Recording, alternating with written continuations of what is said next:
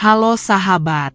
Berawal dari kota Sukabumi, Jawa Barat, sebuah kota sejuk di kaki Gunung Gede Pangrango, tinggallah seorang pemuda sederhana bernama Rino, 27 tahun, penjual gorengan keliling yang tinggal bersama ibunya di rumah petak sederhana. Di sisi lain dunia, tepatnya di kota Tokyo, Jepang, seorang wanita tangguh bernama Aika Nakamura, 29 tahun, bekerja sebagai pilot maskapai internasional, menjalani hidup modern dan penuh tekanan. Siapa sangka, dua dunia yang berbeda itu akan bertemu dengan cara yang tak terduga. Tulis di kolom komentar dari kota mana kamu sedang menonton kisah ini, supaya kita bisa saling kenalan ya sahabat Mivena. Langit Jakarta siang itu mendung tipis. Rino, pemuda 27 tahun dari kampung Cimaja, Sukabumi, tengah menggenggam plastik berisi gorengan panas sambil terburu-buru melintasi area kedatangan Bandara Soekarno-Hatta. Ia bukan penumpang, bukan pekerja bandara, hanya kurir dadakan untuk mengantarkan gorengan pesanan temannya yang bekerja di kantin karyawan. Kemeja lengan pendeknya basah di bagian punggung, rambutnya lepek terkena keringat, sepatu kainnya sedikit belepotan lumpur dari perjalanan naik kereta dan ojek. Di sisi lain pintu kedatangan, seorang wanita berkulit putih pucat dengan rambut sebahu yang rapi tergerai, melangkah ringan menarik koper abu-abunya. Namanya Aika Nakamura, pilot 29 tahun asal Tokyo, yang baru saja selesai menjalani penerbangan internasional. Ia memutuskan untuk liburan singkat di Indonesia, negeri yang sejak kecil membuatnya penasaran lewat cerita ibunya tentang Bali dan keramahannya. Saat melewati lorong yang padat, tangan Rino yang memegang gorengan tersenggol seorang porter, membuat plastik yang dibawanya oleng dan menabrak koper Aika. Sebagian gorengan terlempar ke lantai. Maaf banget, Mbak, ucap Rino gugup, menunduk cepat-cepat sambil memunguti tahu isi dan tempe yang berserakan. Aika menatapnya, awalnya terkejut, lalu tersenyum kecil. It's okay? Are you alright? Tanyanya dalam bahasa Inggris pelan. Rino bingung menjawab. Ia hanya mengangguk sambil berusaha merapikan gorengan yang tersisa. Melihat ekspresi panik Rino, Aika berjongkok dan ikut membantu mengumpulkan gorengan ke dalam plastik. Orang-orang mulai melirik mereka, beberapa petugas menoleh heran. Ini gorengannya? Tanya Aika, menunjuk satu bakwan yang terjatuh ke sisi koper. Rino mengangguk lagi. Iya, ini pesanan buat kantin gorengan buat karyawan. Aika mengambil satu tempe goreng yang masih utuh dan membungkusnya dengan tisu dari sakunya. Ia mencicip sedikit, matanya melebar, lalu tersenyum puas. Enak, ucapnya sambil mengangguk cepat. Rino tertegun. Wah, makasih ya, makasih, Miss. Aika lalu merogoh tas kecilnya, mengeluarkan kartu nama dengan tulisan, Aika Nakamura, Senior Pilot Sky Asia Airlines. Kalau punya waktu, kirimkan gorengan ini ke hotel saya ya. Saya suka yang ini, katanya sambil menunjuk tahu isi. Rino menerima kartu itu dengan tangan gemetar. Ia tidak tahu harus membalas apa, hanya tersenyum kaku. Tak lama, Aika kembali menarik kopernya dan berjalan pergi. Rino berdiri terpaku, memandangi punggung wanita Jepang itu yang semakin menjauh, dengan sisa gorengan yang kini tinggal separuh di plastiknya. Hujan rintik menyapu atap seng rumah Rino di kampung Cimaja, Sukabumi. Di kamarnya yang sempit, hanya beralas tikar pandan dan dinding triplek, Rino duduk bersila sambil memandangi kartu nama Aika Nakamura. Tangannya berkeringat. Ia belum berani menghubungi perempuan Jepang yang sempat ia temui di bandara. Di sudut ruangan, adik sepupunya, Ian, sedang mengetik di ponsel. Udah, kirim aja, Bang. Nih, aku tulisin kalimatnya dalam bahasa Inggris, yang sopan tapi gak kaku. Ucap Ian sambil menyerahkan ponsel. Dengan jari gemetar, Rino menyalin teks itu ke WhatsApp dan menekan tombol kirim. Pesannya terkirim. Ia menatap layar tanpa berkedip. Tak sampai 5 menit, balasan muncul. Hi Rino, thank you for the message. I am happy to hear from you. Rino melotot tak percaya. Ia menoleh ke Ian dan tertawa lepas. Sejak saat itu, percakapan mereka berjalan rutin. Awalnya lewat teks, lalu naik ke video call. Rino selalu menyiapkan rambutnya disisir rapi dan mengenakan baju paling bersih tiap kali Aika menghubungi. Dalam salah satu panggilan video, Aika terlihat sedang duduk di balkon apartemennya di Tokyo. "I love the sound of chicken in your village," katanya sambil tersenyum. Rino membalas sambil mengarahkan kamera ke halaman belakang, tempat 2 ekor ayam betina berkeliaran. Aika mulai sering bertanya tentang hal-hal kecil. Apa itu daun singkong? Mengapa gorengan disukai orang Indonesia? Sehari-hari Aika merasa hidupnya seperti robot. Bangun, terbang, tidur, terbang lagi. Ia bilang, "Talking to you felt like rest." Mendengar itu, Rino diam cukup lama, lalu berkata, "Saya cuma tukang gorengan, Aika. Saya nggak tahu kenapa kamu mau ngomong sama saya." Aika tertawa kecil. "Because you are honest." Aika kemudian menunjukkan buku tulis kecil yang ia bawa. Isinya adalah catatan belajar bahasa Indonesia. Di salah satu halaman tertulis, "Apa kabar?" dan "Terima kasih." Rino membacanya sambil nyengir lebar. "Kamu pintar banget, Aika." Setelah itu, percakapan mereka makin dalam. Aika mulai bertanya soal desa Rino, keluarganya, dan kebiasaan harian. Ia bahkan minta dikirimi foto pasar tradisional di Sukabumi. Di waktu senggangnya, Aika mulai mempelajari kalimat-kalimat baru, lalu mengucapkannya saat mereka video call. "Selamat pagi," katanya terbata, membuat Rino tertawa hingga batuk. Di balik tawa itu, ada rasa yang perlahan tumbuh, diam-diam, lembut, dan belum mereka bicarakan sama sekali. Aika menatap layar ponselnya, tersenyum tanpa suara. Rino hanya menggigit bibir, menahan detak jantung yang terasa lebih cepat dari biasanya. Hari itu, langit Sukabumi terang. Matahari menyinari jalanan kecil di kampung Cimaja yang masih basah sisa hujan semalam. Di ujung gang, suara roda koper bergesek dengan batu kerikil terdengar jelas. Warga menoleh. Sosok perempuan asing dengan kulit putih bersih, mengenakan kemeja lengan panjang krem dan celana kain hitam, berjalan sendirian sambil sesekali melihat peta di ponselnya. Dialah Aika Nakamura.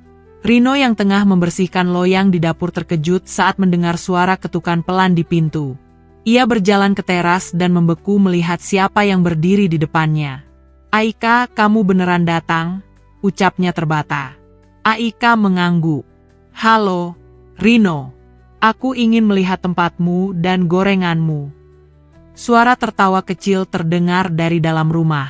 Ibu Rino, Bu Rosmiati, segera keluar. Rambutnya disanggul, baju daster bermotif bunga. Matanya melebar melihat tamu asing itu. "Astagfirullah, tamu jauh. Rino, masuk. Neng, masuk." Aika menunduk sopan dan mengikuti Bu Rosmiati masuk ruang tengah. Ia memperkenalkan dirinya dengan bahasa Indonesia patah-patah yang membuat Rino tersenyum geli. Warga sekitar mulai berdatangan. Anak-anak mengintip dari jendela. Aika tak merasa terganggu, malah ikut membantu menyiapkan adonan bakwan di dapur. "Ini apa?" tanyanya sambil menunjuk tepung dan wortel. "Itu buat goreng sayur. Kamu mau coba aduk?" jawab Rino. Aika mengangguk dan mencuci tangannya. Ia tampak kikuk memegang sendok kayu besar, tapi tertawa setiap kali adonannya terciprat ke bajunya sendiri. Waktu berlalu cepat. Sore harinya, Aika ikut Rino berjualan keliling. Ia menarik gerobak dari belakang, sesekali menawarkan gorengan pada anak-anak. "Tempe goreng panas," ucapnya dengan nada lucu yang membuat pembeli tertawa. Di ujung gang, seorang ibu berkata pelan, "Cantik ya, dari Jepang katanya, kok mau ikut jualan begini?" Malamnya, Aika duduk di atas tikar bersama Rino dan ibunya. Mereka menyantap nasi, sambal, dan gorengan. Saat azan Isya berkumandang dari Masjid Al-Ikhlas di ujung desa, Rino berdiri dan mengambil sarung. Aika hanya menatap. Ia memperhatikan Rino membasuh wajahnya lalu mengambil tempat di sudut rumah untuk salat. Suara lirih dari bacaan salat itu membuat dada Aika hangat. Tak ada yang berbicara. Hanya ada suara kipas angin tua yang berputar lambat, suara jangkrik dari luar rumah, dan tatapan kosong Aika yang tertuju pada sosok Rino yang bersujud diam-diam. Air matanya jatuh perlahan. Langit pagi di kampung Cimaja berkabut tipis. Di pekarangan belakang rumah Bu Rosmiati, Aika duduk sendirian di bawah pohon mangga, memegang buku kecil bersampul biru. Buku itu sudah penuh dengan catatan bahasa Indonesia, beberapa ayat pendek, dan terjemahan dalam bahasa Jepang. Ia membuka lembar demi lembar, matanya menatap satu kalimat yang ia beri garis tebal. La ilaha illallah, Muhammadur Rasulullah. Sejak hari pertama tiba di Sukabumi, Aika merasa hidupnya seperti melambat. Tidak ada jadwal penerbangan, tidak ada suara kabin, tidak ada layar kontrol, hanya suara ayam, angin, dan azan yang datang 5 kali sehari. Ia sering mencatat setiap hal yang dirasakannya dalam bahasa Jepang di buku itu. Hari itu, Aika meminta Rino untuk mengenalkannya pada seseorang yang bisa menjelaskan tentang Islam. Rino bingung. Ia lalu menghubungi Ustazah Salamah, guru ngaji kampung yang juga mengajar bahasa Jepang di pesantren terdekat. Mereka bertemu di serambi masjid kecil di tengah sawah. Aika berbicara pelan dengan Ustazah Salamah. Dengan bahasa campur aduk, mereka saling memahami. Aika bertanya tentang Tuhan, tentang salat, dan tentang mengapa Islam memberi rasa damai. Ustazah menjawab lembut, tidak menekan, hanya menjelaskan. Selama 3 hari berturut-turut, Aika datang ke masjid. Ia duduk di belakang, menyimak pengajian ibu-ibu kampung. Anak-anak kecil berlarian, tertawa, menyapa, Kak Aika, setiap kali melihatnya. Ia tidak mengerti semuanya, tapi ada sesuatu yang terasa ringan di dadanya. Di malam keempat, Aika duduk di depan cermin kecil di kamar Rino. Ia memakai jilbab putih yang dipinjamkan oleh Bu Rosmiati. Tangannya gemetar. Rino, katanya lirih, aku ingin bersyahadat. Rino mematung. Ia menatap Aika dengan mata yang nyaris tak berkedip. Keesokan harinya, masjid kecil itu ramai. Warga berkumpul dengan rasa penasaran dan haru. Aika duduk di depan, ditemani Ustazah Salamah dan Bu Rosmiati. Ia mengucap 2 kalimat syahadat pelan, satu-satu, dengan suara bergetar. Suasana hening. Bahkan anak-anak pun diam. Selesai mengucapkan syahadat, Aika menunduk. Air matanya jatuh tak tertahan. Rino berdiri agak jauh, di dekat pintu masjid. Ia menggenggam peci di tangan, menahan napas. Aika berdiri dan menatap warga, lalu tersenyum lembut. Nama saya sekarang Aisyah, katanya pelan. Tidak ada yang bersorak. Yang terdengar hanya suara desir angin yang melewati celah jendela kayu masjid. Telepon di kamar sempit rumah Bu Rosmiati berdering berkali-kali. Aisyah duduk di pojok kamar, memandangi layar ponsel yang menampilkan nama Ayah. Setelah ragu beberapa detik, ia mengangkat. Aika, kamu di mana? Apa ini benar? Suara Tetsuya Nakamura, ayah Aisyah, terdengar keras dan terguncang. Aisyah menggenggam ujung kerudungnya. Ayah, aku baik. Aku di Sukabumi bersama teman. Kamu masuk Islam. Apa yang kamu lakukan? Apa kamu sudah lupa siapa dirimu? Aisyah menunduk. Suara ayahnya seperti tamparan yang menggema sampai ke ubun-ubun. Ia tidak membantah, hanya diam. Ayah tidak bisa menerimanya. Ini memalukan. Kamu pulang sekarang, Aika. Jangan hancurkan masa depanmu. Sambung suara itu, kali ini lebih pelan tapi tegas. Panggilan berakhir. Aisyah menatap layar kosong. Tangannya gemetar. Beberapa hari kemudian, surat elektronik dari pihak Sky Asia Airlines masuk ke kotak masuknya. Surat resmi dari kantor pusat. Bahasa Inggris yang formal, dingin, dan penuh tekanan. Isinya, permintaan klarifikasi atas tindakan pribadi Aisyah yang dianggap berpotensi melanggar kode etik perusahaan. Ia membacanya berulang kali. Setiap kalimat terasa seperti batu menghantam dada. Ia tahu, keputusan yang ia ambil di kampung ini menimbulkan guncangan di Tokyo.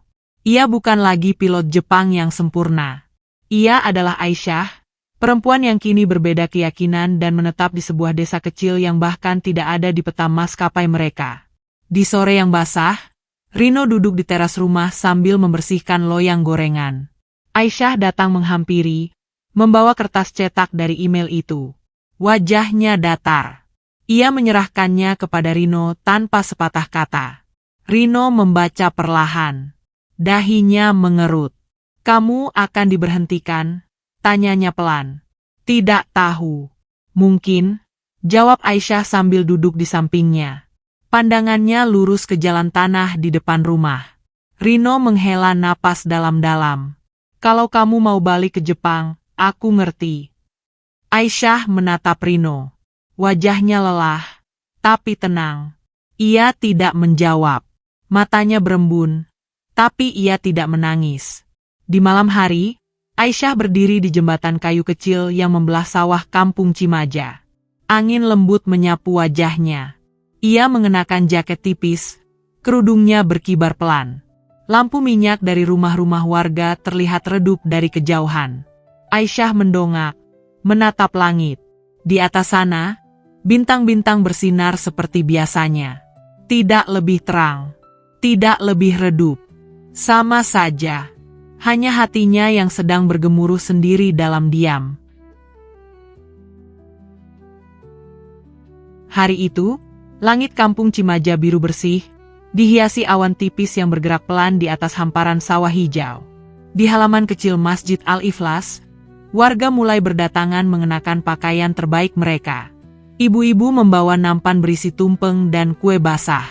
Anak-anak berlarian, sementara para lelaki menyiapkan kursi bambu di bawah pohon mangga tua. Aisyah mengenakan kebaya putih sederhana yang dijahit oleh Bu Nining, penjahit langganan di kampung. Kerudungnya jatuh rapi menutupi dada, wajahnya dirias ringan oleh Tia, remaja tetangga yang baru belajar dandan. Di matanya ada cahaya yang tenang, seperti pagi yang sudah lama ditunggu. Rino duduk di dalam masjid, mengenakan baju koko putih dan sarung garis biru. Wajahnya tegang tapi teduh. Di sampingnya, Pak Haji Hasan memegang buku nikah. Saksi dari keluarga datang dari Cikembar, sepupu jauh Rino bernama Pak Burhan dan Pak Anas. Ijab kabul berjalan singkat. Suara Rino gemetar tapi mantap saat mengucapkan kalimat akad. Semua yang hadir mengucap, "Sah," hampir bersamaan, lalu tepuk tangan kecil terdengar di luar masjid. Aisyah tersenyum. Air matanya jatuh tanpa suara, disekat cepat oleh Bu Rosmiati yang memeluknya erat. Di halaman masjid, tumpeng dipotong. Aisyah memberikan potongan pertama kepada Bu Rosmiati. "Terima kasih sudah menerima saya," katanya pelan. Setelah makan bersama, mereka berjalan pulang. Warga berdiri di pinggir jalan, tersenyum dan mengucapkan selamat. Di depan rumah, 2 papan kecil tergantung di teras. Satu bertuliskan, "Terima kasih sudah hadir," dan satu lagi, "Gorengan Rino Aisyah panas, gurih, halal." Hari-hari berikutnya, gerobak gorengan Rino berubah. Kini bergambar tangan memegang tahu isi dengan font Jepang kecil bertuliskan, "Aisyah es Cas." Aisyah ikut berjualan. Ia berdiri di sisi gerobak, mengenakan celemek kuning, melayani pembeli dengan bahasa Indonesia yang semakin lancar. Mereka menjadi perbincangan media. Wartawan datang, mengambil gambar, dan menulis kisah mereka. Beberapa pelanggan datang jauh-jauh dari Bogor dan Bandung hanya untuk membeli tahu isi dan melihat pasangan viral dari Sukabumi. Di sore yang cerah, Aisyah menggelar tikar kecil di depan rumah. Di sekelilingnya, anak-anak kampung duduk melingkar. Ia membuka buku dan mulai mengajar bahasa Jepang dan Inggris dengan papan tulis kecil dan spidol warna-warni.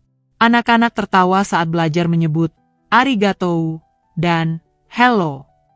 Sementara itu, Rino mendorong gerobaknya perlahan di jalan tanah yang mengarah ke pasar. Angin sore bertiup pelan. Di sampingnya, Aisyah berjalan sambil membawa plastik isi tahu isi yang baru digoreng. Rambutnya terselip rapi di balik kerudung. Mereka tak bicara, tapi langkah mereka seirama. Dan itu cukup. Cinta tidak mengenal batas negara, profesi, maupun status sosial. Keikhlasan dan kesederhanaan justru bisa menuntun seseorang menemukan makna hidup yang sesungguhnya. Cerita ini diangkat dari kejadian nyata yang benar-benar dialami oleh tokoh utama. Demi menjaga privasi, nama-nama dan lokasi dalam cerita ini, semua telah disamarkan. Jika ada kemiripan dengan kisah siapapun, itu hanyalah kebetulan semata.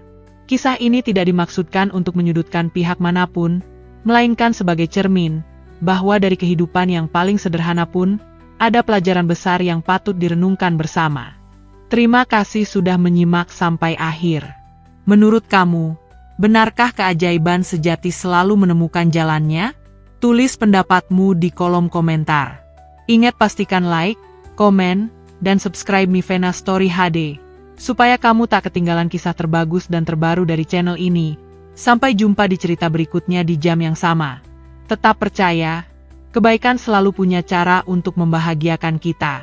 Selamat datang di Mivena Story HD. Salam hangat dariku, Bunda Fenty.